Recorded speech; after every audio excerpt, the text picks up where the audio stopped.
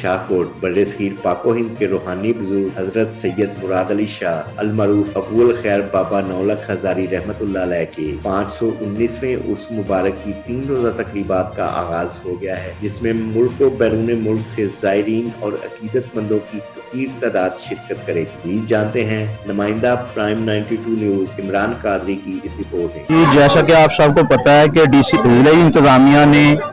मेले की इजाज़त दी है और जैसा कि इस दफ़ा उर्स मुबारक जो है रमज़ान मुबारक के महीने में आया है, तो रमज़ान मुबारक के तकद्दुस को मलहूज़े खातिर रखते हुए महकमा औकाफ में सहरी और अफ्तारी का इंतज़ाम किया ज़ायरीन के लिए। और जो भी दूर दराज से